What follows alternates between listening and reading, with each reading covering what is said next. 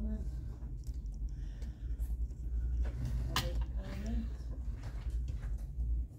Public comment? None being heard, public comments closed. Discussion possible motion, Rusk County Retroactive Youth Programs Report. Good afternoon, everybody.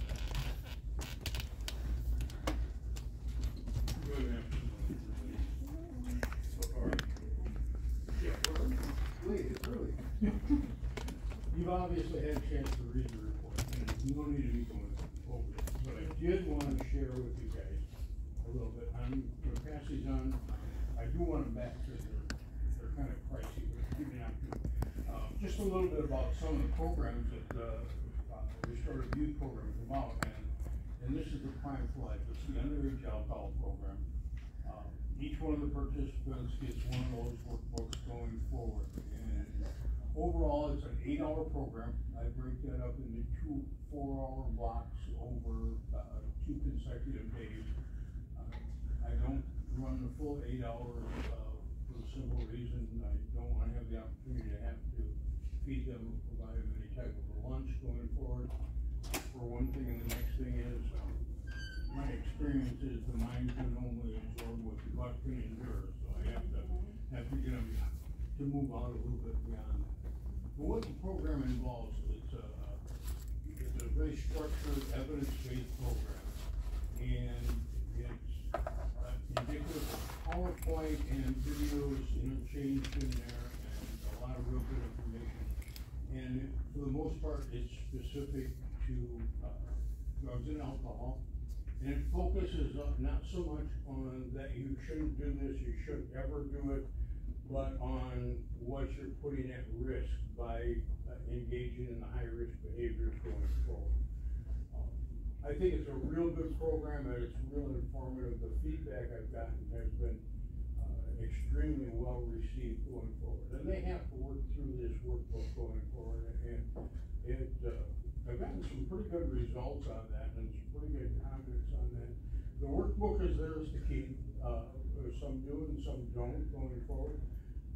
Most of the videos that are in there aren't real long. Probably there are just segments in there that run maybe 2 or 3 minutes.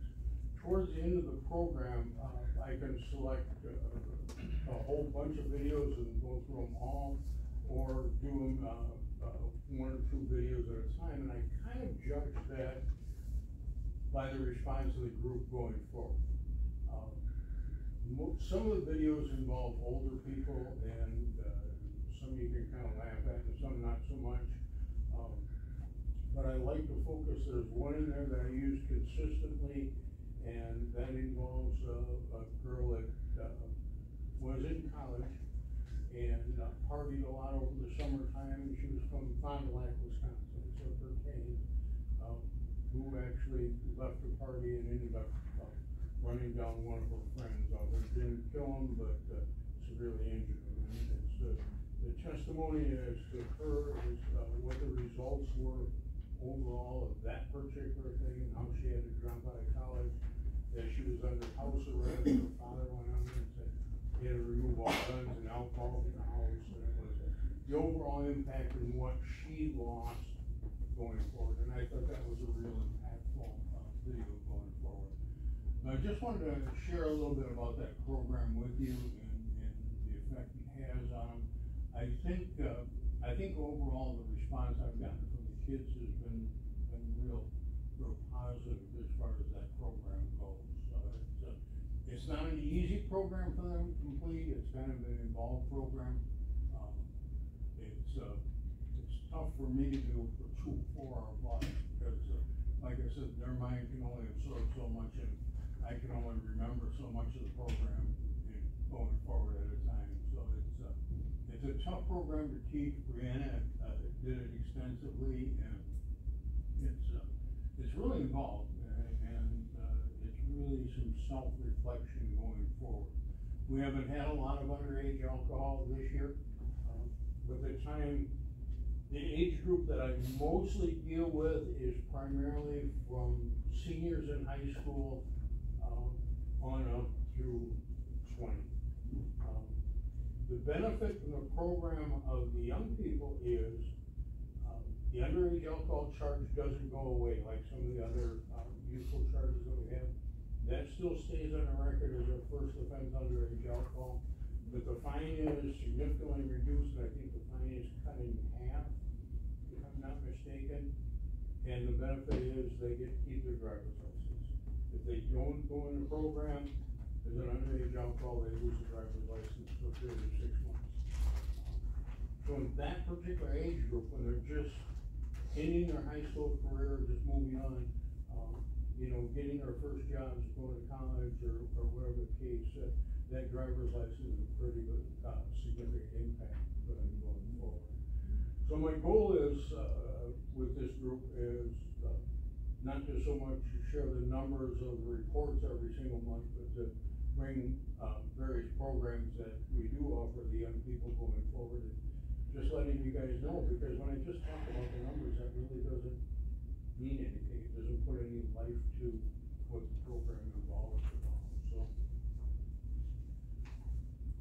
Is there any question? And what prompted this, Mike, was your comment last month in here when I mentioned CJCC, and you go, well, what's that? And I went, wait a minute, I am not doing a good job of keeping you guys informed as to what's going on with these various programs, so. Oh, I wouldn't say that's true. I would say it's just high level of ignorance. I wouldn't say that. You wouldn't be where you're at if you did. No, this looks really good. I'd be interested to share this with our leadership team at school. Okay. So we have them. You know, and we have talked, Mr. Jacobs and myself have talked about offering this program at school also. Obviously, I wouldn't run 2 4-hour blocks to run that, right. but, you know, like an hour at a time perhaps, and just run through it. That'd be cool. Because like I said, if you I wanna I know somebody that can if you wanna hang on, facilitate that. if you wanna hang on to the book, hang on to it and Okay. utilize it. All right, I think I might. Yeah, because we did raise the fee last year, this group voted to raise the fee, cause it was $50, we raised it to 75, cause they raised the price as everything is going up. They should have raised the price of the book. No. But this book is up to $26 now, and then, the reason we raised that is, you know, didn't cover my time, and then I bring some snacks and stuff in there for them, you know, chips and that kind of stuff. No. If you guys wanna hang around for the entire 8-hour program, I'd be happy to furnish chips and soda and that. So when you have this learning about me, do you go over these, or is it they just do this and do it for themselves, their own benefit? They pretty much do it for themselves, and I will lead into the particular exercise that they have, and then shut up for a few minutes and give them an opportunity. And then, what we'll do is, depending on how many people I have, generally I don't like to run if I have less than 5, I like to have at least 5. But if I've got a whole bunch, and I've had as many, you know, depending on the underage alcohol party that the sheriff's department comes into, I've had as many as 12 or 14 in here. So I'll break them up in small groups and let them discuss that among themselves, you know, because that's part of the learning process too, is they realize that, yeah, I'm not alone, I'm not an individual, I'm not, you know, it doesn't pertain strictly to me.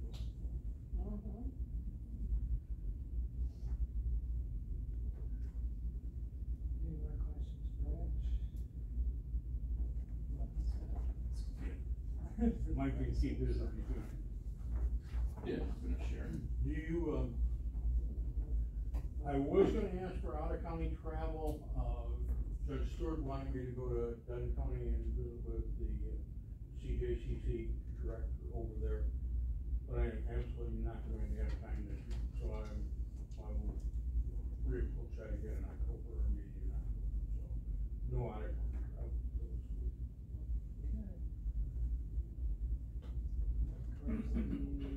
Criminal Justice Common Council, CJCC, part. Yeah. Okay, we're moving forward with that a little bit. Some of you may have chairman of the CJCC. For whatever reason, he decided that he would not pursue that any further. I was the vice chairman at this time, so, executive committee meeting on August 7th, I was nominated to carry on as chairman, for the CJCC going forward. And we had a full CJCC meeting on August 22nd, where I was elected chairman. Jack Cabranes, the assistant DA, was elected vice chairman at that time. Judge Stewart and Jeremy Jacobs were chairman and vice chairman of the program review committee.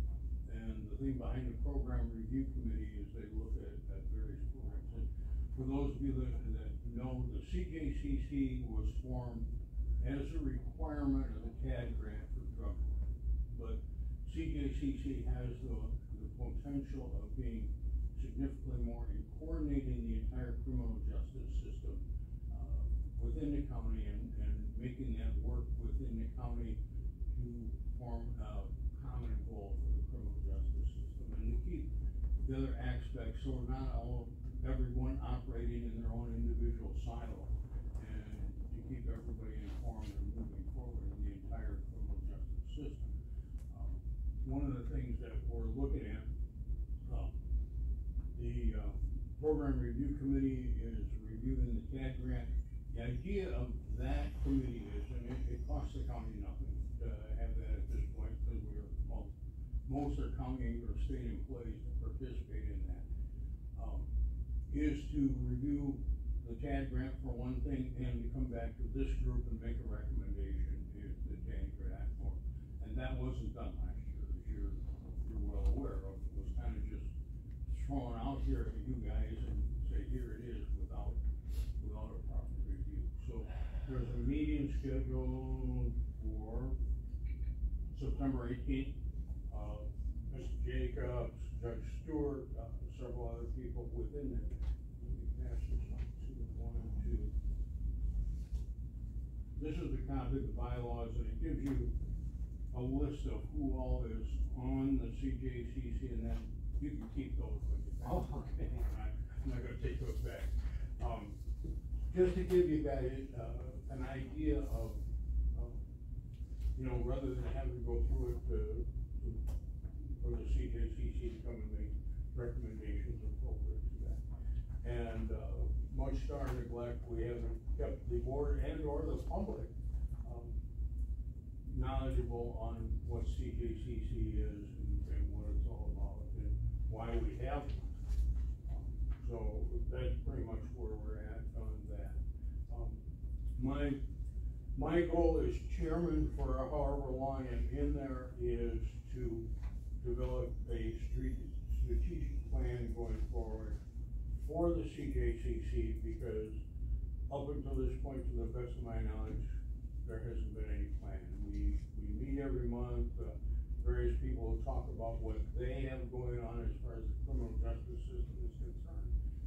And there isn't a coordinated effort on the part of CJCC to say, okay, what direction do we need to take? How can we help accomplish the overall criminal justice system within the county? So that is my projection going forward. We have the next CJCC meeting as a group is on September 26th. And I would like to throw out the invitation there to invite all of you, or any one of you, come to that meeting and see how we run that meeting and move forward and see what the potential is. And that we have at 8 o'clock in the morning here. Here it is.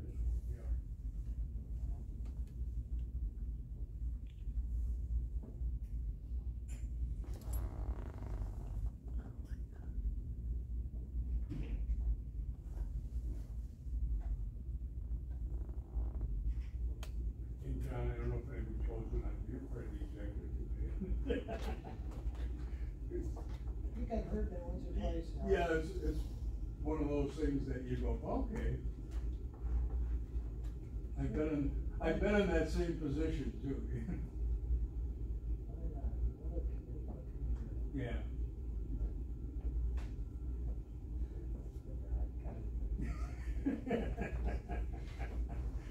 I think I kinda dropped that on you someplace along the way.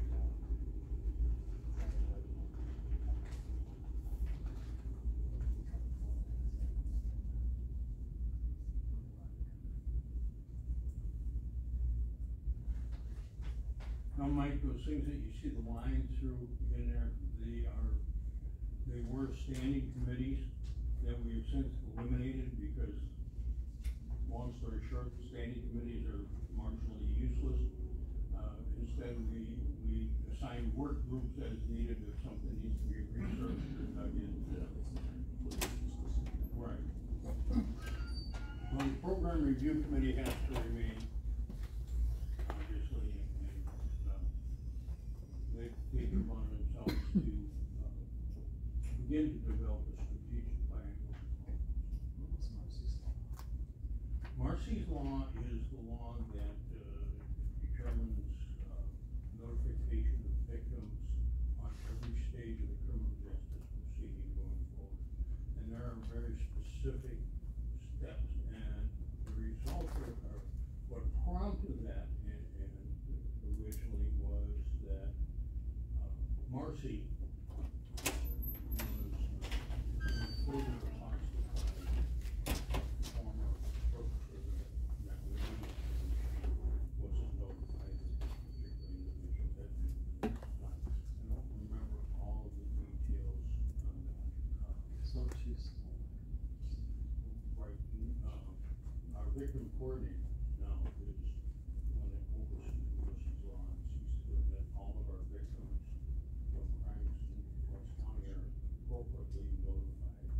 And I'm not an expert on that, Nancy, I'm busy, but I don't think she's here, is she? No, she's part of our office, so, and in her absence, it's our office that handles. You all would of probably that. know more about that, Crystal, than I do, perhaps you, So, yeah, the details on Marcy's law, what? so basically, it's just, it all has to do with the statutory rules that we have regarding victim notification on every single court hearing. Things like when they have the ability to weigh in, discuss their input on what they want to see happen with the case, there's all sorts of different steps along the way.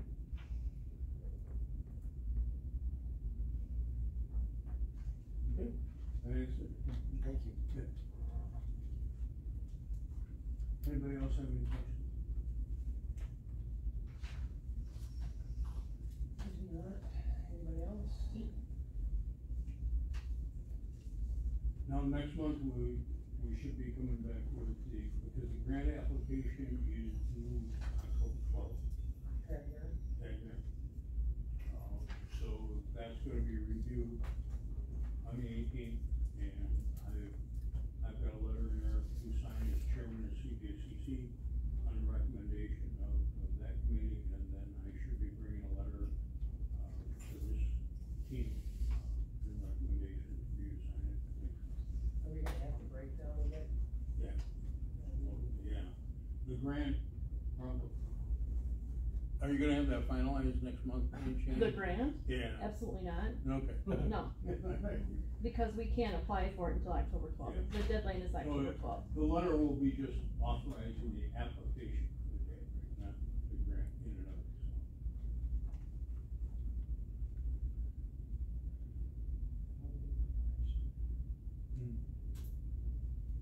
That's what we did last year. Mm-hmm.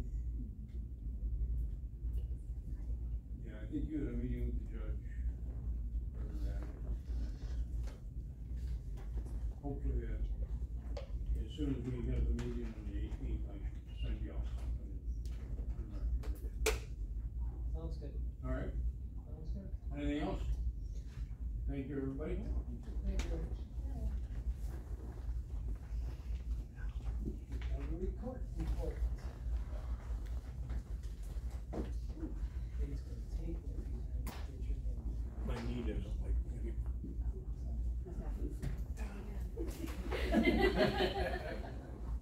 Alright, so basically, just a quick rundown, this morning, we, accepted a second participant into our recovery court, and we'll have two, participants in our recovery court. We have 5 pending applications who should be accepted within the next couple months, and 2 more applications that I sent out this week. So towards the end of the year, we should have at least 7 people participating in our recovery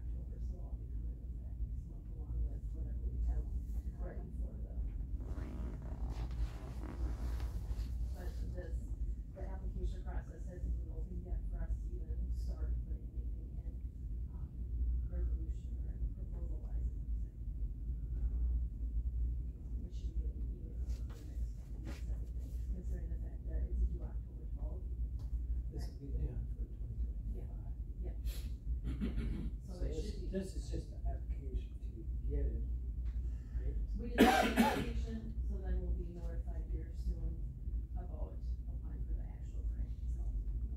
And I should say that should be coming up pretty quickly here, because it's due October 12th, and it was what, September 4th already, so. And then we get the breakdown after that or something, or how does that work, where we got usually the breakdown of all that. And that I can't honestly answer, because I was here last year during that process. So that, When did we do that, Rich? What's that? When did we do the breakdown on the grant there? Or list out everything? When did that get done?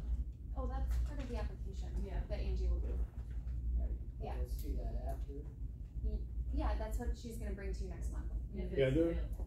There should be a budget with that application that's going to go forward. The letter that we would ask you to sign is just a letter of support for drug court for CJCC. Oh, And then there's a later one that you would have to sign off on the grant in total when the grant is due. And that, when is that, Angie? October 12th. Is the grant due or just the application due? I believe the whole thing is due Okay. October 12th. All right. So in the past, and I don't know if it'll be the same this year, but in the past, the application didn't actually require your signature on it, which is why you kind of were late to the discussion, because then they later required, after we were accepted and they sent us the submission letters, then the chair had to be involved in accepting that grant for the county, so that was the Yeah, process at that point. Right, and the reason for that was, is because the way it was laid out, that there were some And- mishaps on there that shouldn't have been there, so that's what I'm asking, is are we gonna be able to see that?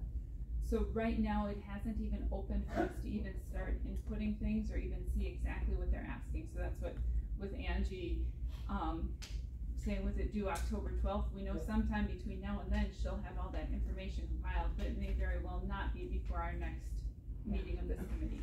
Okay, we'll just have to play by ear. Right. Go from there. And once Thank that, you. once that gets opened up, I'll be able to start in on it right away, cause I would rather get it done at a time than wait till the day before I get it done.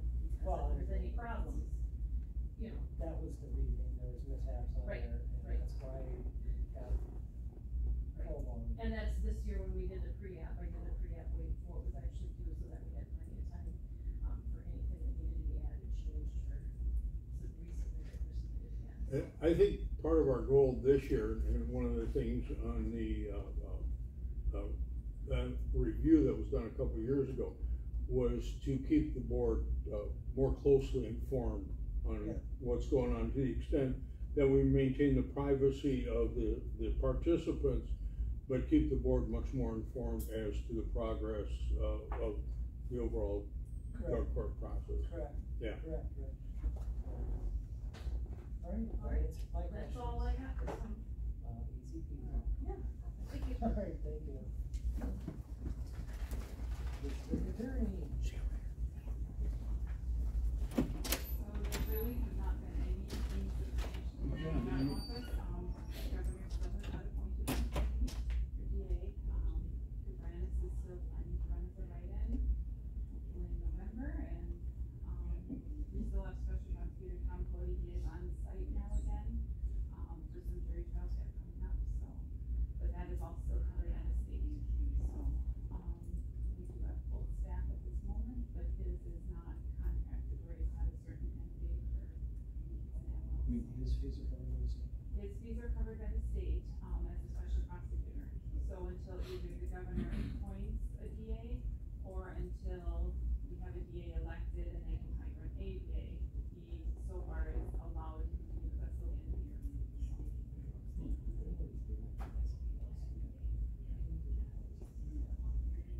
I don't know how much comes on the call. Busy, man. I've seen other counties have openings and have them filled in the meantime, so Yeah. not a time issue. But other than that, just business as usual, we've got a lot of jury trials coming up. But we've got a lot that has settled through September, so hopefully, we'll still have a busy October. September is kind of evening out, but there's still enough that we are trying to catch up on from before that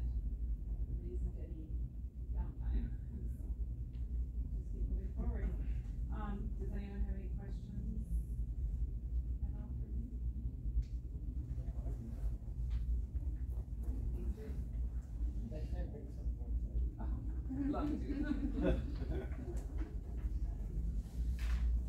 Alright, circuit court report. She's requesting out of contract, well, she did email it to everybody. Yeah, I'd say 560 or 30, 40. She's going to, for the circuit court conference. Right here, 530. Right there. So there's a motion to approve, Probably right here somewhere. there's a motion to approve the I'll go. travel for $530.40. Also, Motion by Mike, second by Sharon, all in favor, say aye. Aye. Opposed, same sign. Motion carries, travel, county travel, for one.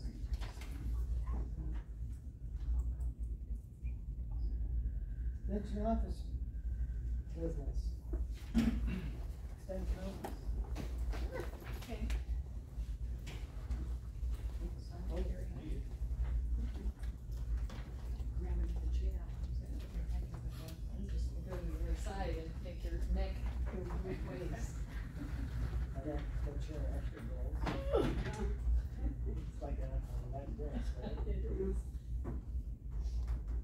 Want to do updates? Sure, I'll do a quick update. Seems like I was just here, but I thought that was a month ago. Oh, yeah, so, I guess since then, obviously fair was done, camp was done, but also National Night Out, I attended that, we had lots of people stopping by, talking, doing activities, so lots of contact with people about 4-H. Same thing with the Rusk County Fair. What I found was that Friday and Saturday are probably the biggest days for contact with people. Thursday in the education building was a little slower. But Friday and Saturday are really good days that I can focus time to get educational things in there, So it was overall, it was a good experience. There was a lot of people there coming to the building, talking about 4-H, doing activities. Then that very next Saturday was Indian Head Community Action Agency, their resource center had an end of summer picnic. And so I was part of that, and we had a kind of a sailboat regatta activity, and there was about 25 families that came through, and got information with 4-H, and we talked about enrollment. So that was fun. I was at Flambeau and Bruce open houses, in August, the 27th and the 28th. And there wasn't any real reason why I picked one school over the other, I guess mainly because Bruce, that club is struggling, the one that's over in that area, so trying to build up that club a little bit more, see if we can save it, and then, just went to the other end, and also because of time, couldn't get every single one, and they were at the same time, so those two I was at. We're working on a 4-H, so we have 4-H project day in October for 4-H members and non-members, so they can come and explore anywhere between 8 to 10 different project areas, and kind of the beginning of the 4-H year, and then we'd be able to pick out things they might wanna learn more about and take those to the fair. Area 2, so Bear, Rusk, Burnett, Washburn, and Sawyer, are planning Taste of 4-H in October, so they've done this before, so I'm new on it, but it's a virtual series where they have, they can reach everybody in the county and all those counties, and do activity, and things are either mailed out to the families or are given to the extension centers in that county, and they come pick them up. And then we're working on a monthly Clover activity specifically for kindergarten through 2nd grade.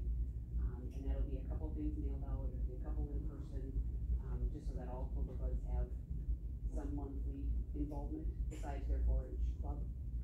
So those are new things to me that I'm coming on board with. I don't know as much about them yet, but I said, well, I'll jump in, and if my Zoom works, great. If not, we'll figure it out.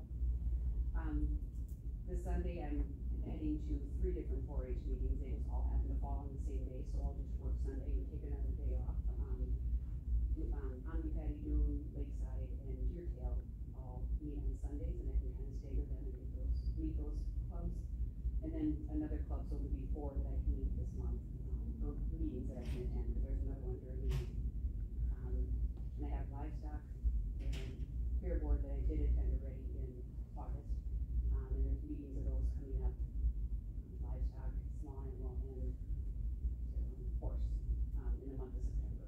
I had not been to small animal or horse yet. They hadn't, horse hadn't held a meeting yet since I've been on board, so I'll be able to go to that one. I have a farmer's market. I'm doing a resource table, on the 18th, and and then, so lots of different little things, and then I have a lot of training in the middle. I am down in Madison the 23rd to the 25th, for cohort training. That's actually paid for through UW, but letting you know that I'll be out of the county, for that part.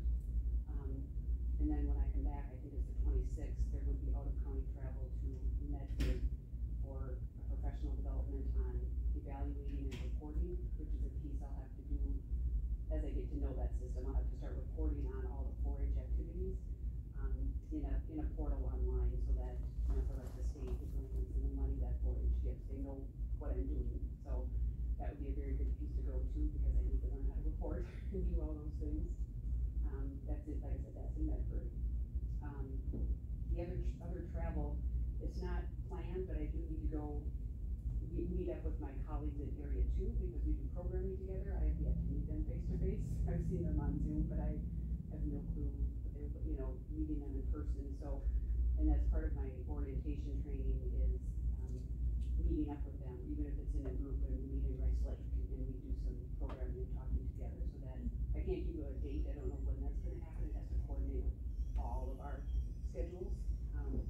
But being able to travel occasionally to Barron County or Sawyer County or Burnett County, where, the colleagues are, would be helpful.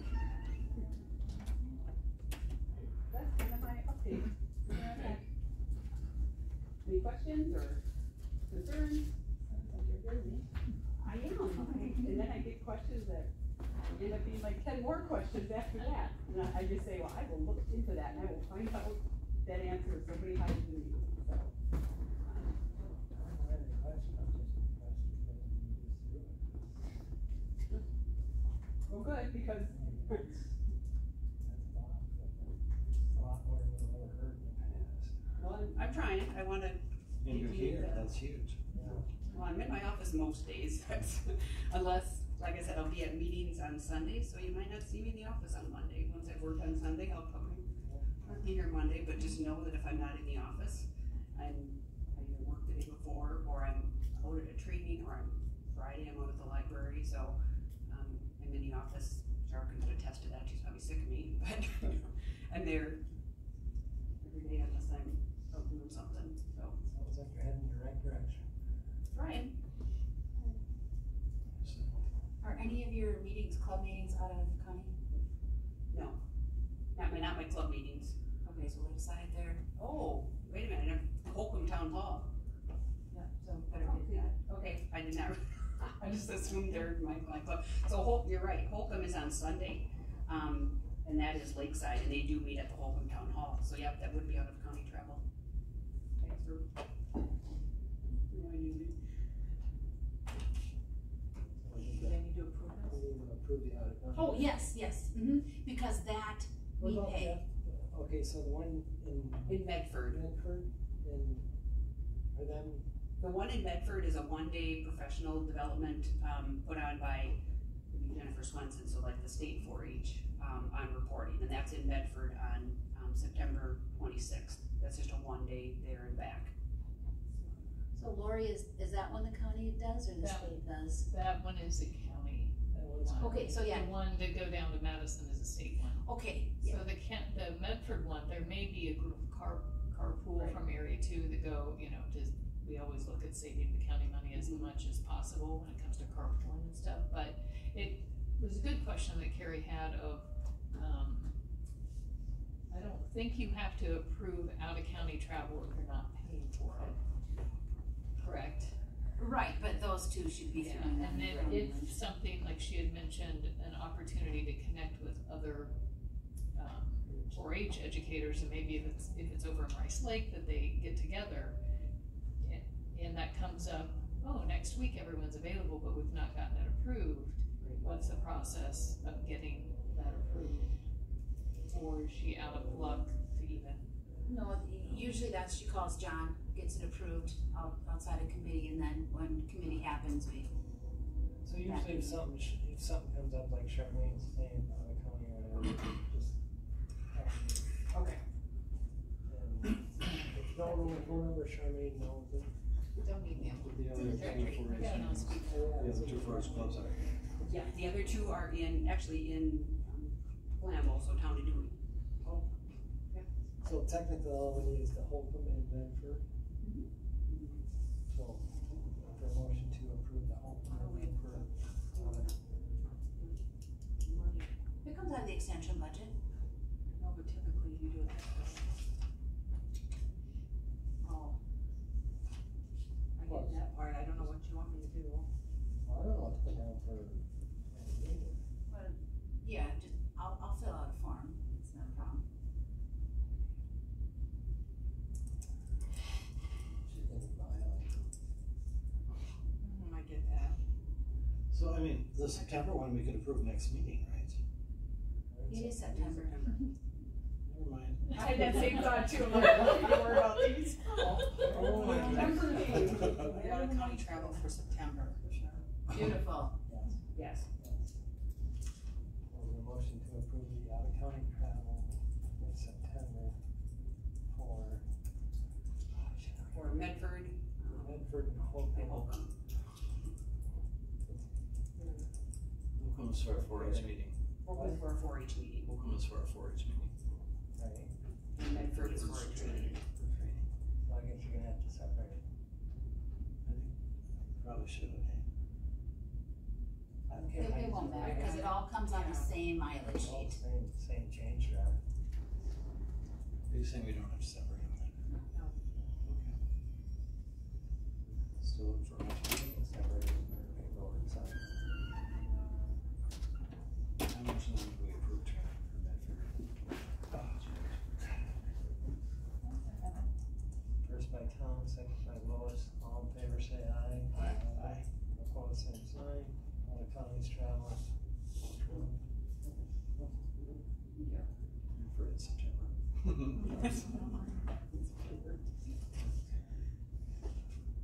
Okay. Transfer community garden funds to farmers market and eliminate non-lapsing accounts.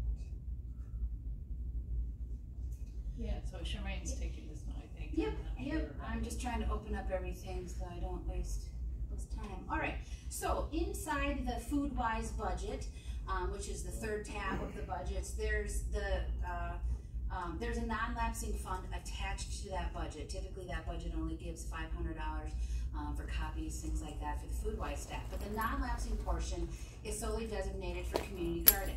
Well, community garden is now under the Rusk County Farmers Market, of which I'm the president of. So there's no sense of keeping the money in the county, so I want to give it to them because I'm not really involved in community garden. Back in the day, Extension was. We had an ag agent and we had a community garden and all that, so, but then those funds were taken, and so long story short, I needed an approval to move the community garden funds to the Rusk County Farmers Market and then forward on to finance for approval. And Charmaine, that's not money that Foodwise has been using? Not at all. Well, They've had the community garden. yes, it is the food-wise, like the garden shed grant and all of that. So that is part of it. But there's $325.60 left. We start off at $451. So, So now it would go to the farmer's market and not Foodwise? no, I mean, I'd have to go in, cause not everything came from Foodwise. So I'd have to go back in the other years to make sure. And Foodwise is still part of the community garden. The reason we are doing this is because there are several challenges in community garden members going and buying things for the community garden. Because if we pay for it through here, I need a W-9, sometimes I need insurance, and sometimes they go to Mennonites to buy things, and I can't reimburse those things. So, or I can't outright pay for them. So it's been a challenge. So they requested that the money be moved to farmers market so they can just cut checks easy peasy. They keep a separate account kind of? Oh yes, the farmers market has numerous checking accounts. wanna necessarily designate for community garden, cause there's gonna be other revenue sources here.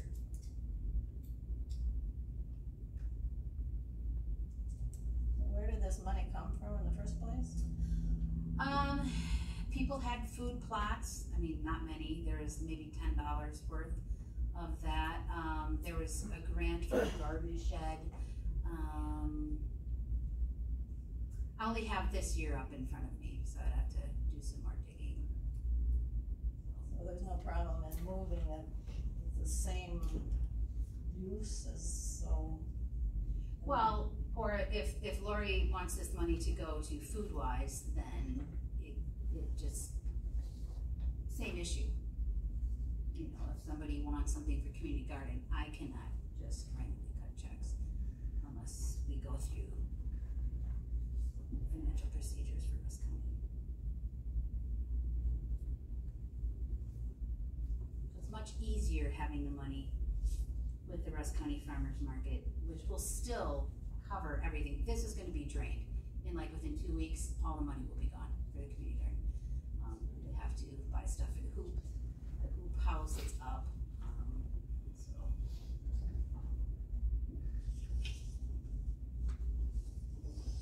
Any more questions? If not, is there any motion to move this to the farmers, Rusk County Farmers Market? Rusk County Farmers Market. Rusk County's Farmers Market. Motion by Mike. Move the money to the farmer's market and eliminate the non-lapsing account. Yes, there's no need for the non-lapsing, because if Foodwise does not spend the 500, it goes back to levy, it does not go to. Motion by second by Tom. All in favor, say aye. Aye. Aye. Opposed? Aye. Carries. You need me anymore? Well, don't say that. Thank you. Thank you. You can pull that lead slide back there for You put bigger wheels on there. Thank you.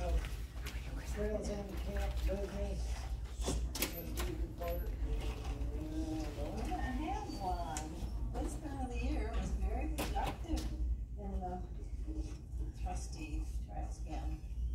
Valerie Spooner reported on National Night Out. Jessica Wiles told about the RH Fair. Jennifer Towers reported on the Girl Scout camp at Trails End. Ron Weber, or the Smokey the Bear costume at the State Fair, told us about that. Jim Moore passed out his book on Trails End entitled Echoes of Trails End, which covered the years 1926 through 1949. Copies are in sale in the visitor center and I think in Gateway Gourmet. And now he's working on another book from the year 49 to the present. So, yeah. I've read that book. I did read it. Yes, lots of pictures and lots of tidbits of the different years, what happened. I got two for my daughters for Christmas presents because they went to Trails End and it would be exciting to see a book like that. I think it'd be neat just to read about the history. Yeah. Nice. $15. It's not bad. Oh, hey, man. Hardcover or soft? No, soft. Nice. Is that it? Yes, that's it. Thank you. Caretaker coordinator report. So the trustees are going to be having a spooky open house on October 26th from 3:30 to 7. The fair will actually be there doing a meal. There's going to be a haunted trail. Each cabin, a different organization will be in, and they'll hand out candy. They'll have an activity possibly. We're going to have a s'more station. All sorts of cool things. We talked about doing an open house late September, and I'm like, well, our calendar's kind of full, so if we have more usage, where am I going to put people? So Jimmy Moore wanted so badly to do a haunted trail, and the Kiwanis, what a great place to do a haunted trail out of Trails all happening October 26th, out of camp. Star, aren't you? You're gonna be star. It's Tom Spooky, is that what you're saying? Cheat on you and you just walk through the woods. Anyway, the only other thing at Trails End is, James did report that, you can get across the bridge, now, but, he still needs railing, he still has to do a lot of things, but camp is now finally just weekends, and so he can, catch up on some of the maintenance, things like that. So there's a lot of, most of the heavy traffic down there, The trail? and the camp. Oh, it has been, all of June, all of July. So I mean, is it kind of winding down? Yes, so now it's just weekends, so it's weddings, family reunions, that type of thing. Whereas all summer, it's just been crazy, plus he mows out there now, so, it's been very challenging summer for him, so, but yeah. That's a good thing. I mean, Yeah.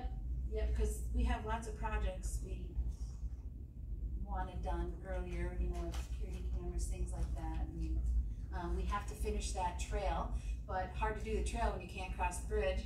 So, I had the maintenance crew go out there and help weed whack, part of the loop, cause all summer long with all that rain, it just grew, and, yeah, it Let's was. build a raft with a rope across and pull everybody back and forth. Like Josie Wales. Just saying. Would you like to pay for that out of your equipment fund? You got plenty of logs out there now. Build a raft. We do have some wood left from the pavilion, yes. I'm not sure there's enough to build a raft, but, I don't know if you need a permit for that, but we do have a permit this year. So, in budget time, we did, well, I asked that it be put in the capital improvement projects for the new swinging bridge, 85,000, simply because if we don't build it next year, we just threw in $90, so gotta get it done next year. That's all I have for Trails End, unless, you have questions. I do not. Anybody else? We're done. Number 8, fair business.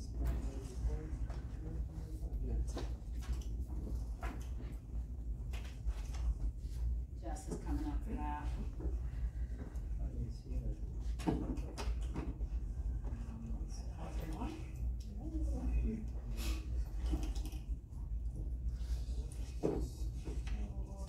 First thing, I was very successful there. We had a chance to stop out, I hope we did. It worked, which was wonderful. It was a great idea, so. We have a new member, if you want, do you want to talk budget now? Yeah, you can jump down the hill.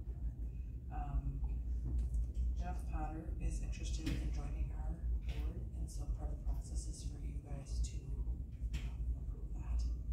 Jeff, he is a farmer north, right up the county line, actually, he's in Rusk County. So we're gonna take it from that.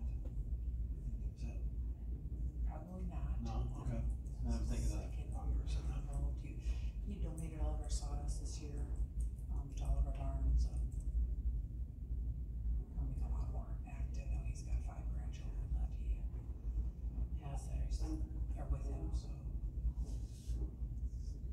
Alright, so we need a motion. I would motion that we approve Jeff Potter as a new fair board member. Motion by Mr. Kudo, is there a second? By Mr. Russell, all in favor, say aye. Aye. Opposed, same sign. Jeff Potter is approved. Next one down is approval process for youth organizations able to show at the fair. I'm looking for a little clarification from you, from this committee, as far as when a youth organization is approved, who do you want, or who should be making that approval? We have different, statements in different areas in the fair book, and so recreations with their educational component, or if they need to come here to Justice Youth Extension to be approved as an approved youth organization.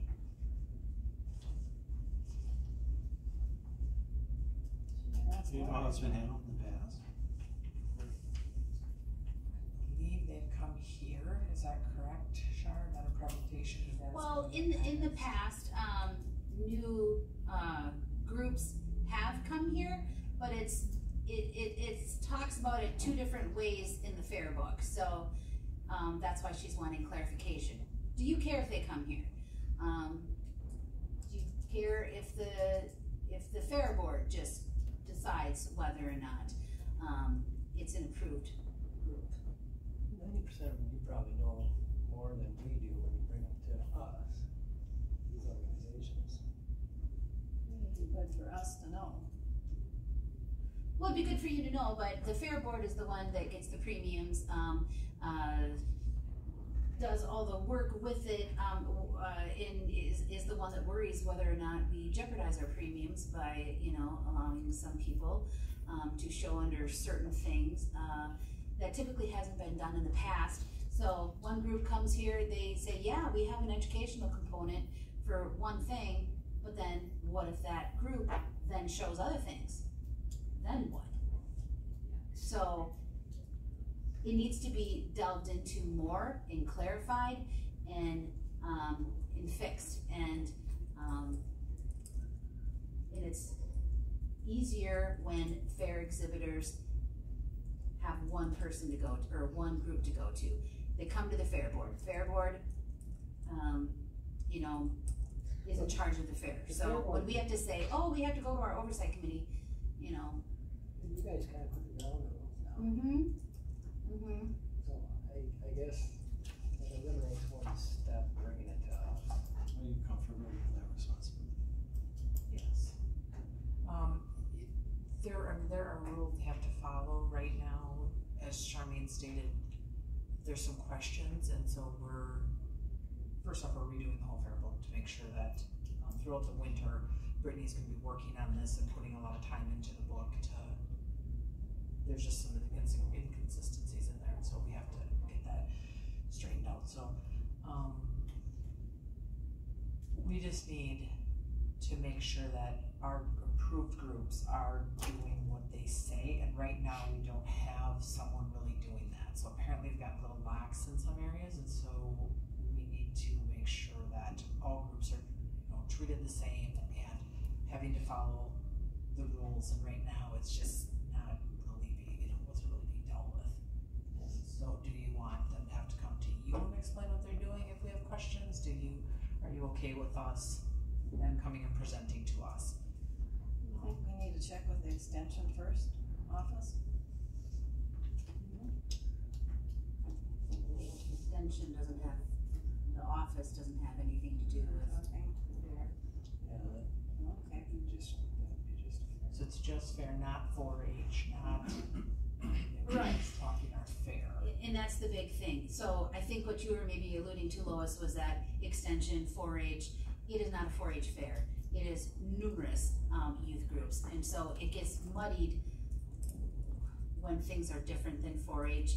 Well, I'm part of this, so I don't have to do what 4-H does, and we are trying to fix So basically what you're saying is somebody can come in and say, I'm showing A, and that's what they put down. And then when they get there, they're actually showing B, C, and D. Correct. So what they did is they took their category and just expanded it 4 more without what they really said over here on this application. So Does that make sense? how would you manage that? They come in with more So there are. things to show than what they said? Correct, and so on our entries, they put on what club they're associated with, Right. their approved group, and then we'll be able to tell based on that. So for instance, if they sign up under Junior Ayrshires, that's a cattle organization, and then, cows lactate, non-lactate, and then all of a sudden they show pigs. They don't fall under Ayrshires. So they need to be a part of another group also technically to be showing, because Yeah, they're, just they're curious how they can education. show up with extra stuff and have room for it. It would be on their entries. I mean, they would have, we would know that. Okay, they're taking liberties with just the process. Yes, but then all of a sudden if they come, you know, in August and they're not, their educational has been under this. They came to us saying, this is the approved group I am, this is what I'm doing, and what they're showing is nothing to do with that approved group. They haven't fulfilled the educational then. Like Ayrshire shows Ayrshire. Ayrshires don't show swineshires. Legos So you and just gotta graphs go with and all that stuff. Right, and Yeah, that's, whatever you wanna that's call what it. it sounds, that's a weekly include. Correct. And so that hasn't, it just hasn't been monitored, you know, and we have some questions that have been brought to us. So we have to deal with this. So who puts out that? The Fair Board? Fair board. Yeah, that's part of the Fair Board, they should pull it from that. Well, they should, Have to go over the verbiage in that, Fair Board? yeah, Oh, yes. to That's all gonna be in the next. cover all of these, things that come up, essentially. And that's just your fair board. It's just the Rusk County Fair. There's some DAC camp stuff in there that we can't change. I mean, there's a lot of DAC camp that's covered that gets put into there because they are who regulates our fair. So we have to follow DAC camp rules. So we do have some of their rules in there that we can't change. But as far as our fair rules, we can. I guess for myself personally, I don't see why we would become involved in that process. I don't think we need to. I think the fair does a great job. I know they'll continue to do a great job. That's my opinion, that's just my interest. Me too. Make a motion. I make a motion then that we allow, the fair board to approve the process of youth organizations that are able to show at the fair. Motion by Mr. Kudo. Kudo. I was thinking about where I was gonna buy a truck. Kudet? Kudigs. Kudigs? Kudigs. Kudigs? Kudigs. Kudigs. Anyways, they're down south. That's a dealership. Really? Good grief. I just Yeah. real. Is there crawdads at Kudigs? They're second. I'll Yes. second them. Lois? Yep. Seconded? Seconded by Lois. All in favor, say aye. Aye. Opposed, same sign. Motion carries. Gosh, what a tough day. And then our next thing is use of the stage. So this also has been, something that the Fair Board paid for, exclusively. Last bill got approved this morning, so that goes through. We are asking, again, similar to the buildings that we had asked last time, where with exclusive use of that, if someone requests it, we would like to be involved, of that stage. So I did not ask that last month, it was not done when I came. So when you say involved, what? Sorry, Sharp probably has to. Oh, I'm sorry, go ahead. Well, I put that on the agenda for the old stage, because property, moved that the stage could be Oh, I'm sorry, so you're talking, this was not. the old one. So, Yes, but what we, if you'd love to do both, that'd be great. We can do both. Cause yeah, Let's just do one at a time first. Isn't the old stage gonna go? Let's do one at a time. it's not, we have a permanent use for it. You do? Yes. for the old one. Let's just stay with one stage at a time here first. So, which one are we hitting first? Go with what Jess is talking about. One- So the new one. Okay, New one. let's stay with that one first. and it will go on to your usage agreement, it just has your usage form, because that hasn't been updated, I don't believe yet. Well, that's next. My understanding is that will be, Excuse me, because it's down, it's at the fairgrounds. the new stage. But you don't want it to be exclusive to the fair? doesn't like she's reading. Okay, then, that's what I thought you were saying. Okay, alright. So that's it, like the chuck wagon and the, Watering hole. watering hole, thank you. You remember how that wording was? The wording, actually in the motion, we had talked about tables in booths 8 and 9 in watering hole and chuck wagon to have exclusive use of the fair, but the motion said, I believe something like, anything purchased by the fair board would be, exclusive use, so it actually sounded like it covered it. But, we're gonna be talking about, equipment usage and all that, so I just kinda wanna clean that up, so it would not, if you approved it, it would not be put, number one, the old one would be removed off the equipment use, and we would not add the new one on. So there won't be a stage for John Doe to use? No. Unless they approached the fair and then, yeah, because right now the watering hole is exclusive use of the fair, so if somebody wanted to do a band and use the stage, they would have to request that of the fair, and then they would then request to, So it's gotta go food through or alcohol or whatever it is. So it's not that it can't Right. ever be used. But if someone else wanted to use it, But it's only good, by then it approval means of the that fair board. we would probably, then the fair would, excuse me, provide beverages, like, through the wonder wall for the event for them. That's It's kind of alluding to that. yes, that's the thought, because we've paid for it, so again, we're putting all the work, all the funds into it, trying, we need to obviously recoup. I would suggest, I don't know if this would work, but I would also suggest then that we recoup, some of the ticket sale money for an event, so they won't see us on stage.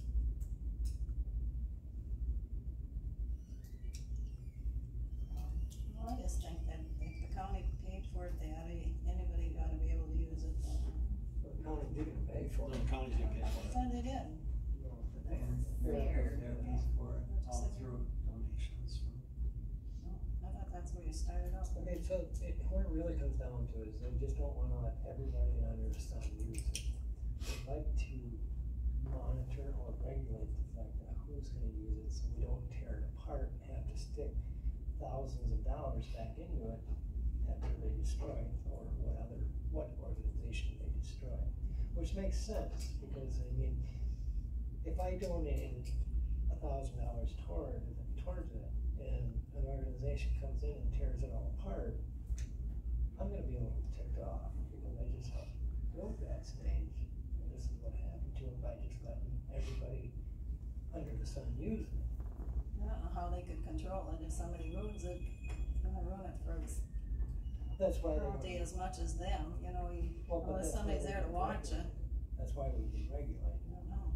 How do you regulate it though? You have to know who's going to use it, is that the thing? Correct. Yeah, like a deposit, Yeah, revenue, well, like you said, the percentage of ticket sales. ticket sales. Yeah.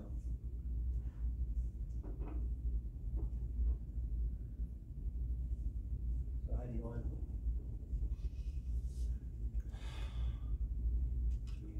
Are you looking for decisions on this too? Yeah. Yes, can we go to the next stage too? I'll explain that. So what are your thoughts on that, like a nice deposit, stage for an event? It's not up to us, that's up to them. Right, all we need you to approve is exclusive use of the fair for the bandstand that they. Oh, to let them, Yeah, the fair board. oh, I see, okay, deal with okay, everything else. we're not gonna set any guidelines, Yeah. okay, all right. I move then that we allow the fair to, at their discretion, use the, stage how they wish. Second. First by Mr. Tompkins, second by Mr. Russell. All in favor say aye. Aye. Opposed? Motion carries. The next stage is the old stage, and so what we are wanting after further looking at things and going through the fair and using it, we needed to repurpose down for the mud bog. And so we were, again, it was approved by property for us to get rid of it with the shape.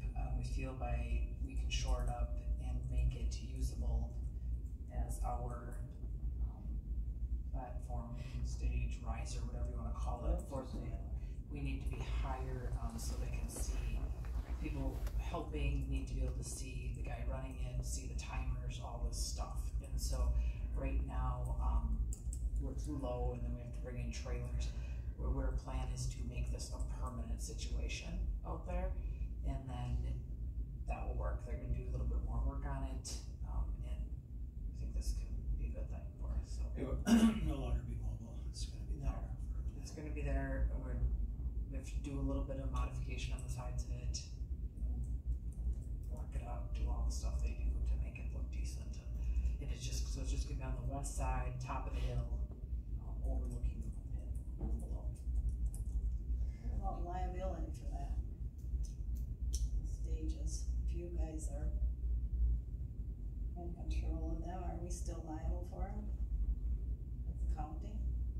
So that permanent stage is the county's, and that property had approved already for us to do what we chose, we want, or get rid of it. Because they approved us to build the new stage. So now we're just asking if we can not trash it, but fix it up and make it permanent, so that it's not moved around. Did they tell you you could fix it, or? We haven't gone to property with it, we have to come, I came here first. I'm letting you guys know what that's our plan, because your oversight that we've changed our mind that we do have a use to try to make this work without spending a bunch more money, and we have a use for it. We need something down there. How would we check on liability? It is insured through the county. It's a county stage. So even the fair stage, both stages are insured by the county. Depending on the event that is out there, depends on what insurance. So we get insurance for all uses out there. And you just get a policy as needed. Correct. Yeah. Yep, certificate of liability insurance. Yeah. We're gonna need something for 3 days. Yep. For example, the weddings, they get what's called a tulip policy. They get a rider on the county's insurance. So every event out there is insured. Yeah. So motion would be to move the other stage over to the mud bog area and make it permanent. So moved. Moved by Mr. Kudo, second. Second. Second by Mr. Russell, all in favor say aye. Aye. Opposed, same sign. So we're just gonna make a recommendation, is that what you're saying? For the second To stage. property? Yeah, it goes to property.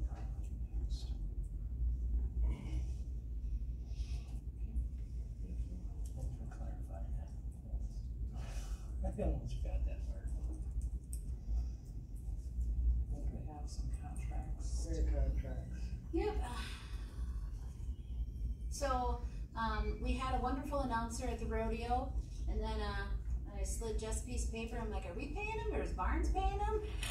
And we hadn't really talked about that. So Barnes did pay him, and now we need to pay Barnes, and that is what this is for. $2,000 for our announcer. He's pretty good announcer. He did a great He job. did really well with the I sponsors. liked the way he was very active with the crowd and on the horse and not somewhere up in left field. Yeah. We need approval for the $2,000, what you said? Mhm. Approval to pay the $2,000. I approve. I move to approve. Motion by Mr. Kudo, is there a second? Second. Second by Mr. Russell, all in favor say aye. Aye. Opposed, same sign. Motion carries to pay. Is there any report on how much we made for the fair? Is that in the fairgrounds report down there? Well, it's on the Z drive and the breakdowns. So on which drive? The Z drive. If you go to the Z drive, and then I think it's called county budget breakdowns. You can see every budget, and they were just newly uploaded today. otherwise you'll be seeing that in the budget as well.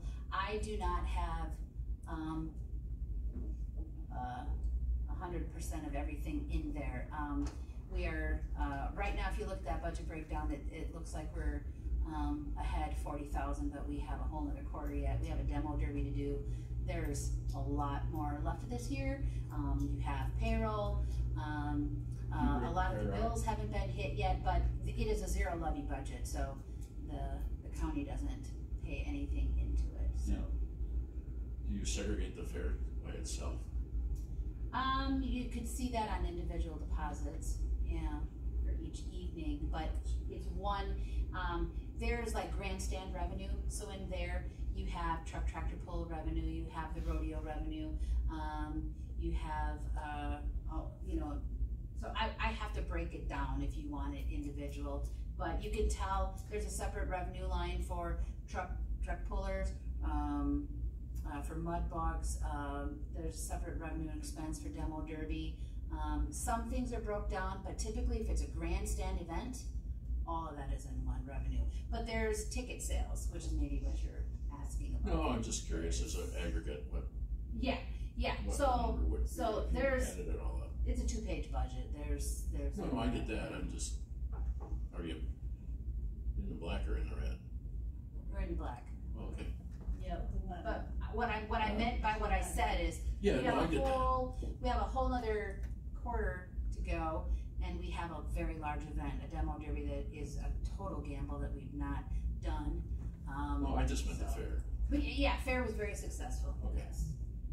Yes, but I've not done attendance or any of that, I hope to get that done, but Who are you waiting for?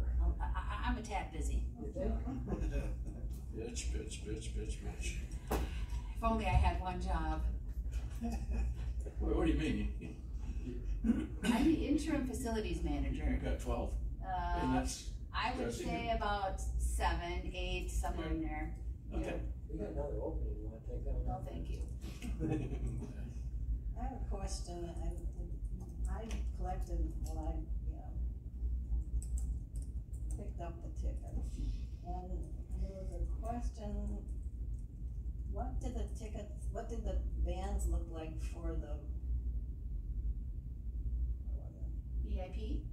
No, The weekend. the whole, season pass.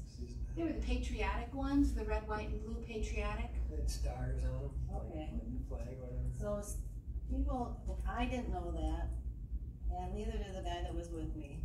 And so some told us that this was their, and we didn't know.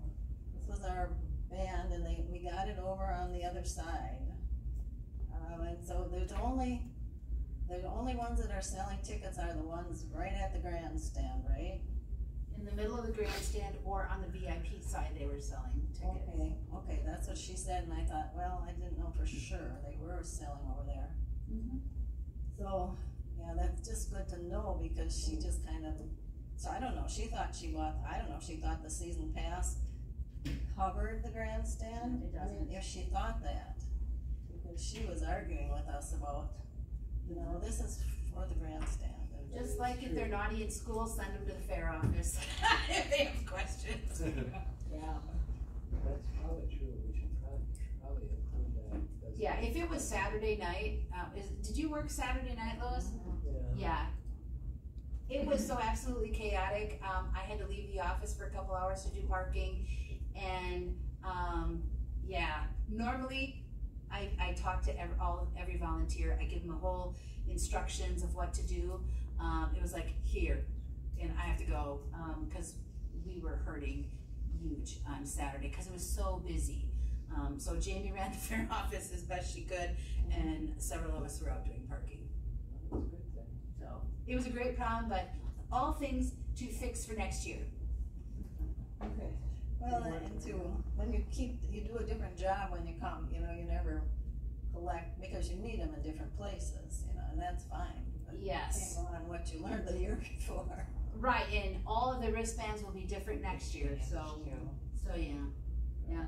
And hopefully there'll be less tickets, less different kinds. The fair's working on that.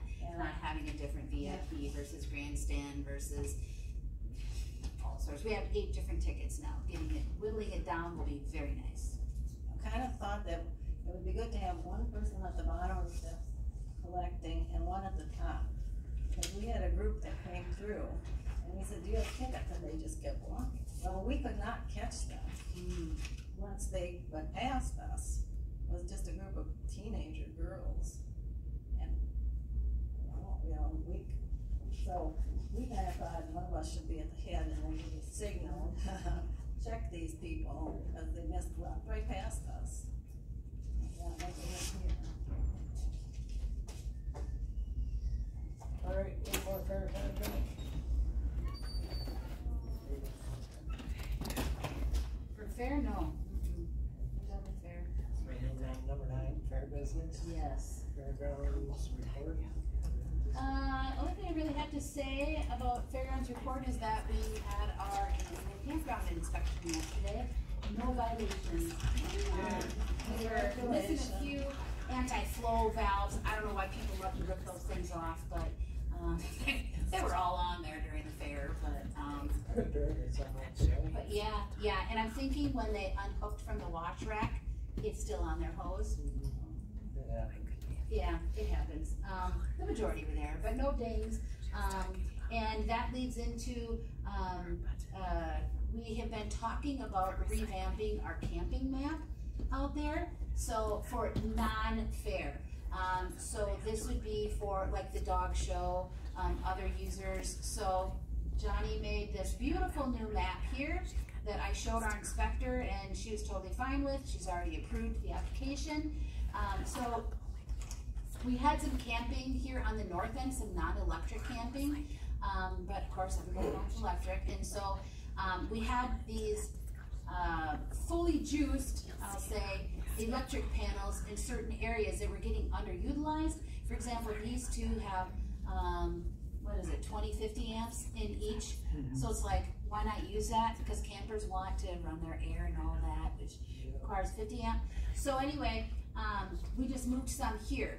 For example, one of the new users, hopefully coming next year, will be like a motorhome association that wants to come bring 20, 30 5-wheel trailers and all sorts of stuff, and they need like 30 camp spots, a big wide open area. I'm like, hey, the fairground would be perfect for that. I just have to see if I can fit them in the schedule. So they would love something like this. The dog show, those campers that come in are deluxe.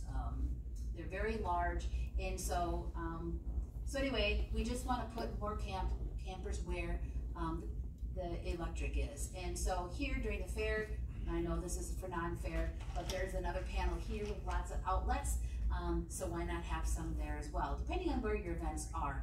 So these are only going to be for fairgrounds events, not fairgrounds. So I just want you to be aware of that. And we'll use this map for some of the other things that we're going to talk about. A couple things we've been talking about the last couple months, or pushing to this month, would be fairgrounds building rates and also equipment usage rates. And so I have people that want to book already for next year, so I've been putting them off. So these rates would be effective in 2025, but people want to, get their agreements in for next year.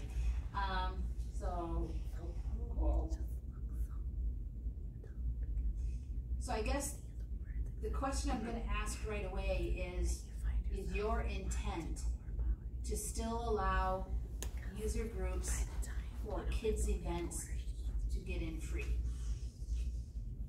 For example, 4-H, Blue Hills Equestrian Pony Club, fair, anything dealing with kids is an event charge. Is that still what you want to go with? If so, fine, but we had talked about eliminating the nonprofit rate, eliminating the setup fee, because if you pay half price to set up, you still can't book that building. So you need to think about that as well, what you want to do there. when I researched other counties, you know, they're like, you have to get your own porta potties, do garbage, all of that. We do not charge utilities, because we have so many meters out at the fairgrounds, that would be really hard to do. What other counties do? Do they charge for cleans doing?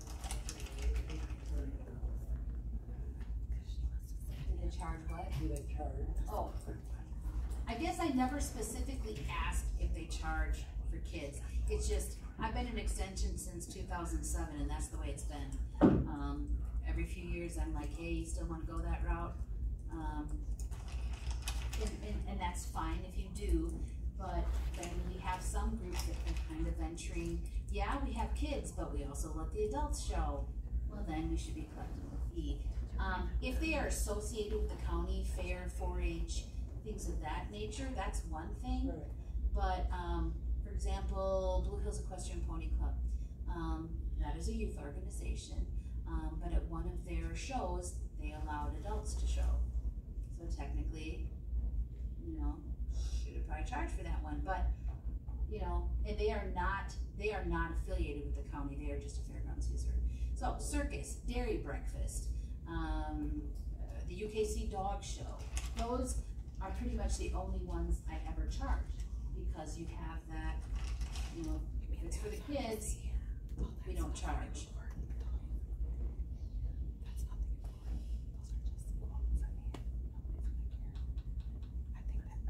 We already raised rates someplace. Trails End.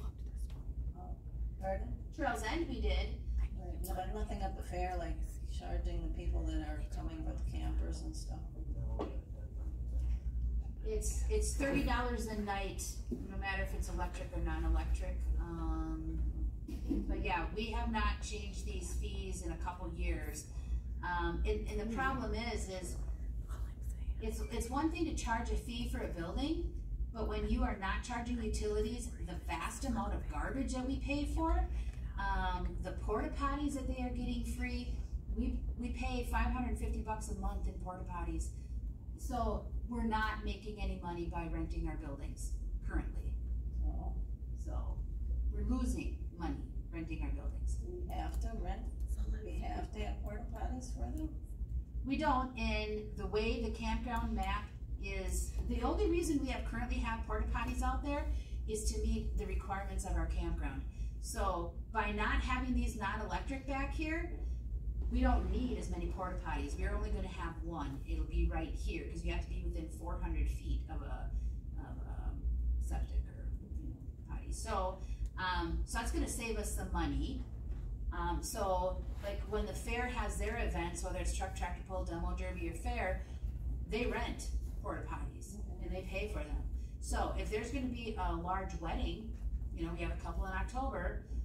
Right now we have 3 on the grounds, but next year, you know, if they want to have more than the restroom facilities that we already have, meaning the north bathrooms, or way down here the south bathrooms, they would need to rent porta potties. So, but right now, we give them tables, we give them chairs, we give them, you know, all of this stuff. It's $400 every time we empty that roll off, and we've done it so many times this year. You know, the more usage, the great, those are great problems, but the expenses don't you know, they're not offset at all by these user rates, because we hardly charge anybody.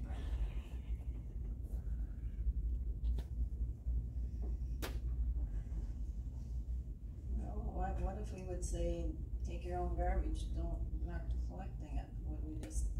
It would wind up in ours anyway, because it's a roll-off, it's right in. The other thing you need to think of too is we added like that west area over there, the central area and the south area to kind of get broken up into different user things. Main reason is it's kind of, well, especially the west and central, 2 really big areas that right now if somebody goes, oh, we just want to use this central area, you can run a pretty big event right there and not have to pay a thing. And then the south area too, you know, if somebody was doing something down toward like the backside of the grandstand, those those three areas would need to get broke off and have kind of a separate charge. And I guess I kind of look at it two different ways, kind of thinking of this, is if somebody was just gonna have the central area, west area, whatever, for just parking, I think you could go kind of a minimal cost. But if they're gonna do it for an event, or host an event in that area, you gotta probably charge quite a bit more. Only reason is, you know, if it's just parking, at the end of the day, your garbage in there is gonna be minimal, but if you have an event there with, you know, well, whatever, but a lot of people standing around, you're gonna have just a lot more. It's just gonna happen. So, right now, I mean, yeah, you're renting out a couple buildings, but you're still giving them access to 3/4 of the fairgrounds. And then the cost is coming on the county if they gotta go pick up all the garbage that's out there.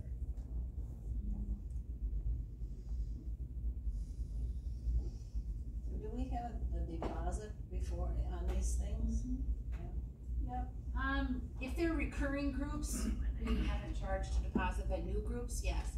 $500 is what we get. And you can, of course, change that amount. If you change, you know, right now, that's the highest fee you charge. So if you change your fees to $750 or $1,000, then you should change your security deposit to that as well. So I think if they didn't take their garbage, we'd just keep their security deposit.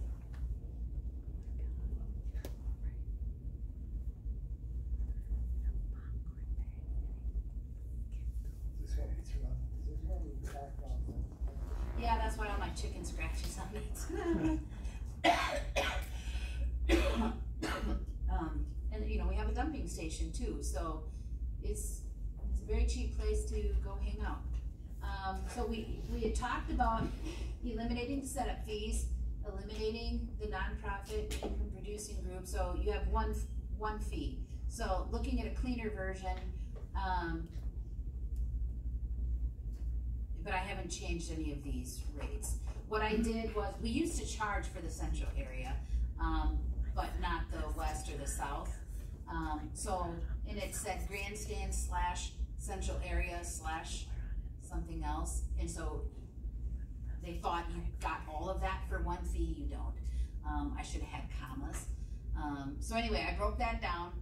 So right now, you have the multi-purpose building, which is the biggest building out there, but do you want to add the east wing?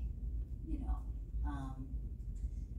dairy barn with arena and wings, that technically the east wing is in there, but what if a group just wanted, what if a wedding wanted to have the reception in multi-purpose, but have their meal in the east wing? Might want to charge different, because now that's a new wing and there's concrete in it. So you might want to have that separate. You have the log building, which is the educational one, the tin building, horse arena / concessions. I keep all those together, because if you're going to have concessions by the horse arena, obviously you're going to be using the arena. Grandstand, central area, south area, chuck wagon, watering hole. So do I take these off since, you know, or keep them on? And then you have the older buildings, 3 horse barns, sheep and goat, small animal, and then you have the entire usage. So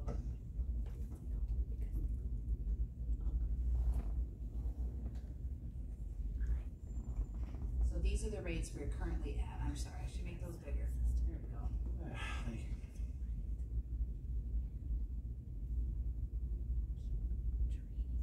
So just looking at, these were some rates that were thrown out there. Now you have like the several different categories. Is that what you want to do?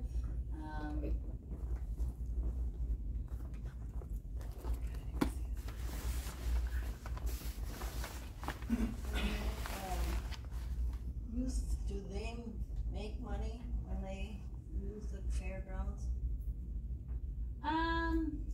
4-H, no. I mean, well, the Leaders Council, if they do like a Green and White Day, it's a fundraiser, obviously, but that's a county organization.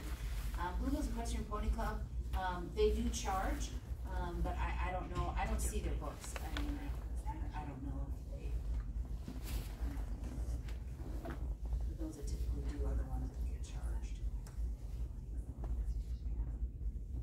you need a decision on this, at this meeting? I've had this on the agenda for months now. The reason why I ask is because if anyone would know better what would be a fair fee to ask for rent of any portion of the fairground, that would be the fair board. So, would it be possible for the fair board to come up with some suggestions on what they would like to see? What we would charge for that, and then bring it to us? Fair board members, what are you thinking? I mean, when I looked up the numbers, it was a couple years ago, Sharon, I don't know if you have those, but I compared our rates to everybody around us, and I'm thinking we were pretty low compared to other fairs around us, and then, you know, with the improvements that we've done out there, of course, we got better facilities now than some of the others, so. Are we in striking distance? Well, so I think you're getting there. Because you know. I can't remember, I'd have to look at them again. I mean, if you had to really guess, are we in striking distance, or are we low, or are we kinda, you know, cause you don't wanna price yourself. I mean, you don't wanna price yourself out, and I get that, I'd have to look and see what the other fairs are charging. I know I had Spooner, I think Barron had something. Sawyer County. Barron's got all new buildings for the most part. Not Barron, do they? No. Barron, Rice Lake? Yeah. Yeah, they just put up another one. It's just over there. Oh, I went over there this year. They don't have the same layout as we got. Right, cause they own their. They own their. I mean, and again, yeah, that's, you know, they gonna be kinda comparing apples to oranges there. So I know I pulled up, I think it was at Price County, they did ones the Round Barn. Yeah, and they got some finished concrete floors and stuff in theirs. Marquette County is about set up like we are. But I'd have to look at. I know I pulled those numbers too, and you know, we're very similar. And our buildings were a little bit bigger, and I think we were underneath them as price wise. But I'd have to look again. I don't remember. It was a few months ago, a long time ago. So just looking. It's a long time ago. Yeah, it is. Wow. So just looking at these rates, you know, the chicken scratched ones, we would probably lose the dog show, I'm guessing, because they are there numerous days. They do pay camping in addition. They, I don't think had a lot of garbage. So I don't know, what I could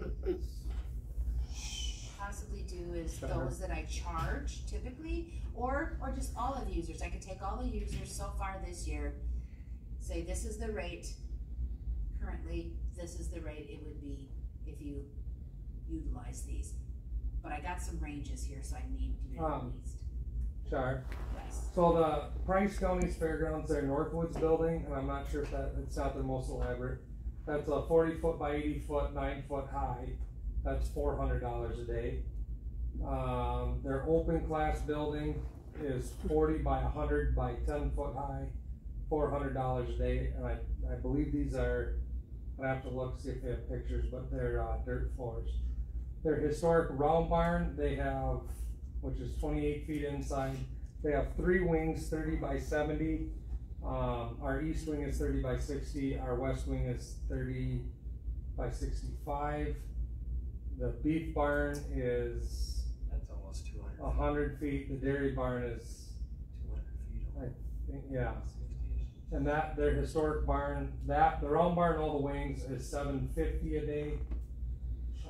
Their horse barns and arena, they got riding fees, arena fees, stall rentals, and they're daily based.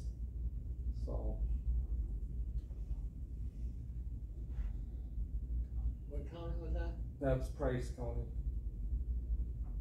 Do we know how much we need to make before we can get a little above breaking even? You never will. Okay. As far as, I mean, the amount of, like the care that goes out there with just the lawn mowing and this and that. I mean, it definitely helped. But you'd have to have that book solid just about every weekend to start, breaking even Yeah, probably. cause all of the expenses are lumped together, like all the lawn mowing, all the utilities. It's not broken down by user like Trails End is. But that would be really hard to, well, I could tell you in a year how much we pay on garbage and utilities and all of that, but But you're saying you just want the dog show for next year? I highly doubt it. Well, cause they get the entire fairgrounds. So I don't know where this 3,500 came from, but anyway, and they're there 5 days? So if you have $1,000 a day, that's 5 cents. Well, not necessarily because they have a couple days of setup. So setup currently was half price. So I could tell you, if you give me good direction on the possible rates you wanted to go with, I could tell you what their fee was this year compared to what it would be if you eliminated the setup fees and then raised the rates a tad. I don't think that fits your, that's just my personal opinion. The $1,000 a day for the multi-purpose building, 300 a day, those you're okay with, the chicken scratch ones? $1,000 a day for multi-purpose one? What do you think about those? I think they're It's $220 per day.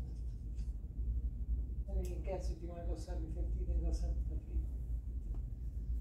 Do you wanna have a subcommittee, maybe a member off of here, a member off of Fair Board, a member of property or something? Well, it's gonna be a lot of, Well, that might make it easier to make decisions. It might not, I don't know. But, or we can just say, Johnny, do some more work and bring it back, that's fun.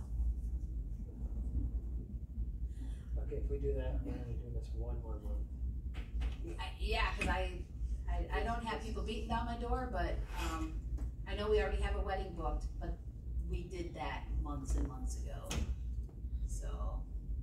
Do you have a piece of paper that has comparatives on the surrounding counties? No, I do not. That'd be- No, I don't know how, I think Johnny's rates I just kind of wrote in here, I didn't say where they came from or anything. Or maybe we just did that when he was We in just office did one that. day, maybe, You're just throwing out numbers one day. possibly. That's not that. But we can bring some better information. I mean, this is just me, it just, it feels like we're pulling it out of a orifice Well, we here. kinda are, but, we can get surrounding counties, but are they owned by the fair, are they owned by the county? I mean, we kinda Well, have to have some good comparables. But I don't know if that matters, does it? You're selling the same thing, you just wanna know what the price is. Who owns it? I don't know. And then in addition Competing to for this, people's they still have to get the tour policies. The what? In addition to paying this, they also have to get insurance to use our facilities, Yeah. which is anywhere from 600 to 115 a day. Whether they set up or whatever.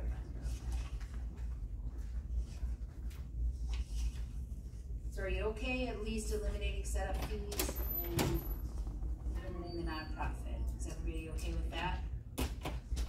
And then You want a motion for that? if you're okay at least doing that much, so then I'll clean it up a little bit. What Get do you some, do for your utilities and your campground? Can't you just do a flat rate? you could, but if you're charging, why not just? Daily rate and then you just put, utilities rate on there? You could, that would require another revenue line, but, or you could just make it all inclusive rate. Cause right now, these rates cover everything, porta potties, garbage, utilities. I only charge separate utilities at camp because I know what those kilowatts are. I don't have I would have no idea whether or not people care about it. You have 18 different meters out there, it's insane.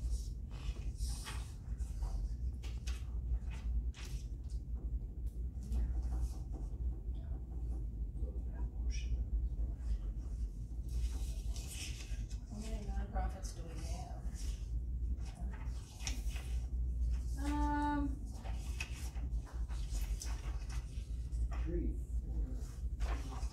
well, that actually use the fairground. What I can do is, I haven't done this year's, township yet, but I have last year's, which will be good for, and I'll have this updated for the next one. 2023 fairground users. This is kind of an eye opener. We have all this usage. I'll make it big, so you can see it. No fees charged, no fees charged, no fees charged. So, last year we had a wedding, we had the circus, we had a dairy breakfast, we had a horse show that we didn't charge them to use the buildings, that was camping revenue, and the dog club. And we had another wedding, and the farm bureau had some meeting. So, very minimal usage. We brought in $2,310 in use revenue. So, but look at all the no fees charged. So, a lot of the equipment usage is on here as well. So that's a whole other thing we haven't talked about yet.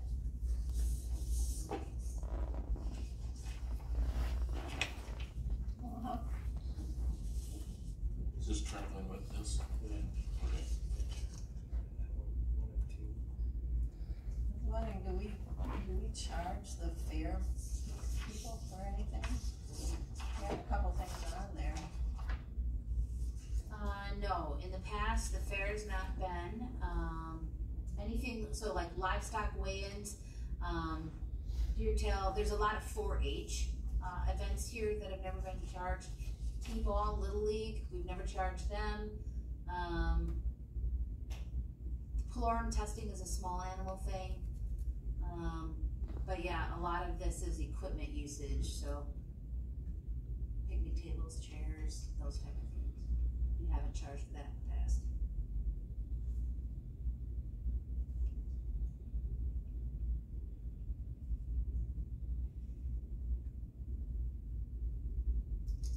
What's that, about 20 or about 20 nonprofits that we don't charge?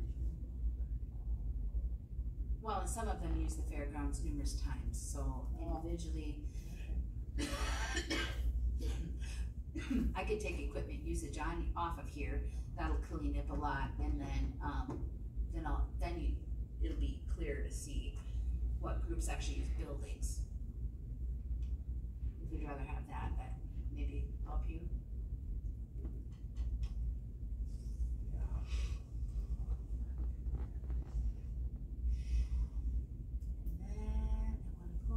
Equipment usage form 2025. So this is the other part of this agenda item. This is what we have rented out in the past. I'll take off the stage.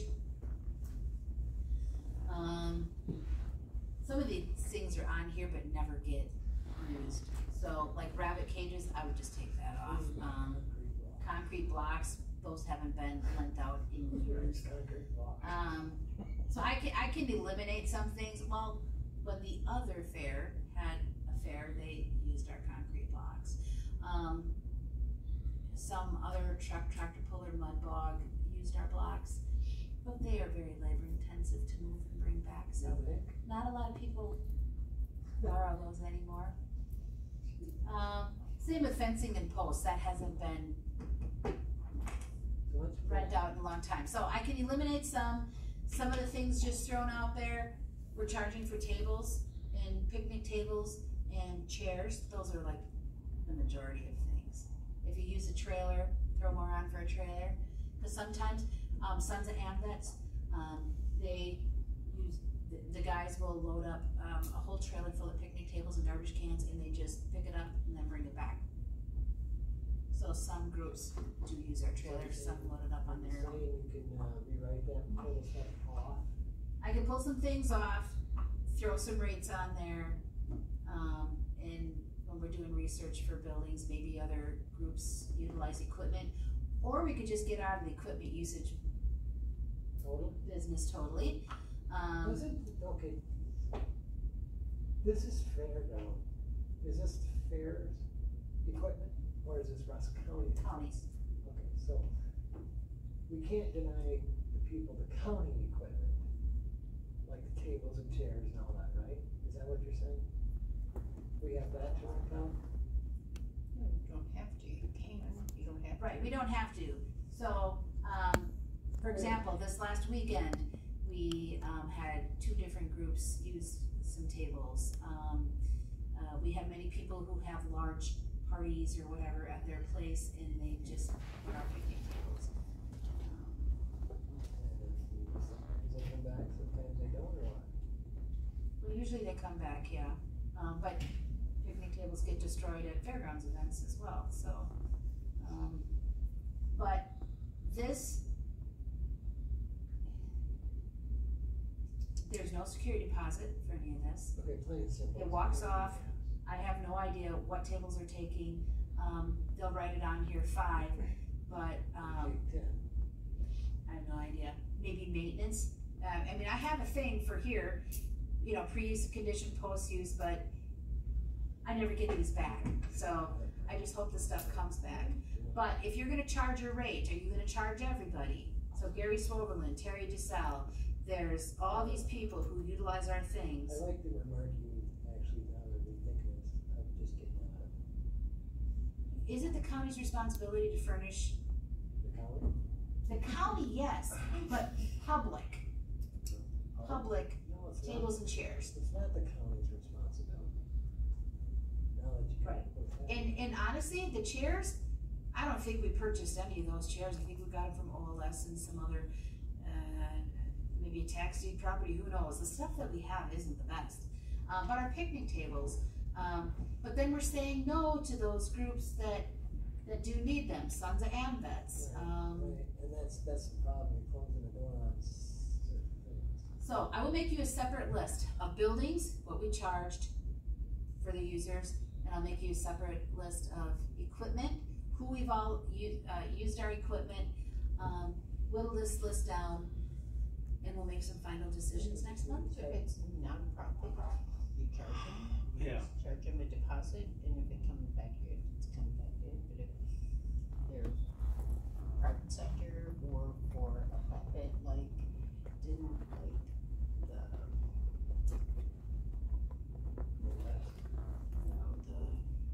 it would be non-profit, but the, thing over in Glenfora, did they borrow? Oh, Rock Rally, yes. Borrow tables, they're making money there, why did they not pay to use them? I mean, if they're gonna get trashed, at least they need money to refurbish them or replace them. I mean, that costs money. You mean picnic table. I mean, if you don't have great chairs, who cares, you still have chairs. Because the problem is, if they put on 5, and that doesn't actually take 10, you're out 5 chairs, you don't know. Well, that's just maintenance doing a better job at logging Somebody has to. what's taken. Or we just tighten up our equipment that we have for use to limit it, this is what we have and this is the way it is. Yep. Whether it's a security deposit or user fees. What do we do if we got rid of our rentals? We just sell it out, have an auction, get rid of it? Because you use them there. Well, yeah. We use them anyway, so we'd still have to keep them. Right. But every time you put them on a trailer and haul them somewhere, you're damaging it. Start. Okay, well. Do as you just said, whatever. Okay. Right. We'll discuss that next month.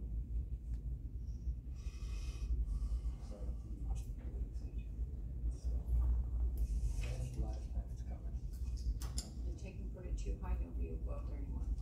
If you don't put it high enough, then there's that. Well, then we'll give it a look. Like I said, if it's thousands, it could be expired. I wouldn't think. No, but if you're doing the whole thing, it went from 1,000 to 3,500, that's a huge jump. Aren't these things locked up though? Well, no, that'd be.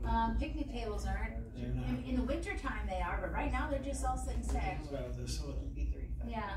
when they go over there to gather them for an event or whatever, That would be a We should have, I think then we should have, if it's possible, have somebody from maintenance there, just. Yeah, normally maintenance is there. Yeah. Yep. They just don't write anything down, but, I could charge it just say $250 security deposit, and when the stuff comes back, refund, the remaining fee. So if we charge like $1 for a chair, $5 a table, $10 a picnic table, and they only used 5 of each, I'm still getting $250 of security deposit, and then I back out the usage and refund the remainder should everything come back in good condition. I could do something like that. Right, and then we have to know exactly what they take, quantity. Yep, and maintenance does get these, it's just they're not in the habit of marking them down. For example, every picnic table out there has a number. If they would tell me which numbers and make sure they come back. We just need to do a better job at doing that. Usually it's people that we know, like when Terry, he just loads up a thing and brings them back, and usually he fixes them and he uses them. Because a lot of ours get damaged throughout the years when they move them so many times with skid steers. Yep. Picnic tables. Usage happens.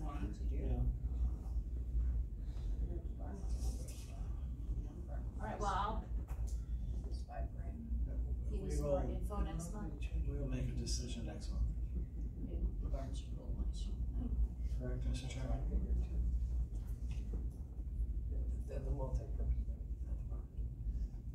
East one. What's that? We will make a decision on this next month, correct? Yes. We're just spitballing. Well, if you have great ideas, let me know. In regards to, I was thinking about that. I don't wanna be the person who stands between everybody and their 5 o'clock beer, but, It's getting to be beer 30. it's getting beer 30. So, last month we had a request to use the rodeo thing that wasn't a rodeo.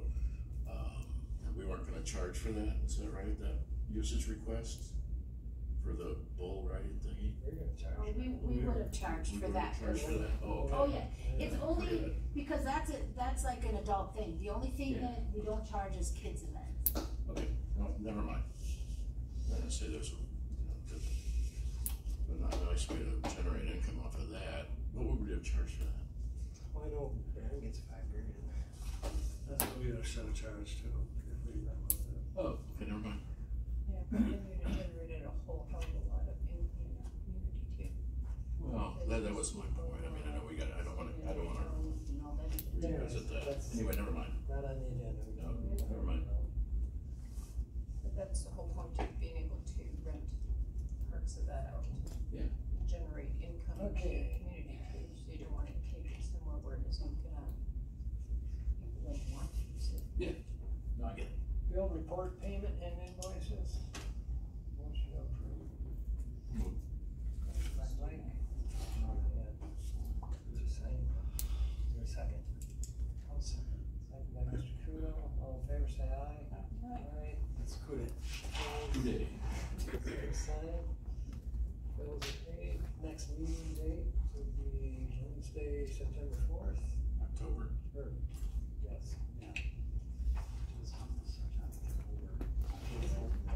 October 2nd. There it is, October 2nd. I missed it by 2 days. I knew that because I had the property. 3 p.m. this Saturday.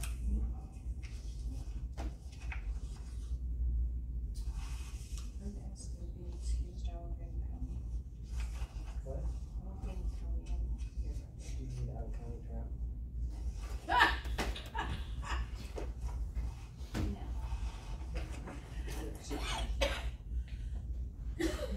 Motion to adjourn. Motion by Mike. Second. Second by Lois. All in favor, say aye. Aye. Opposed, same sign.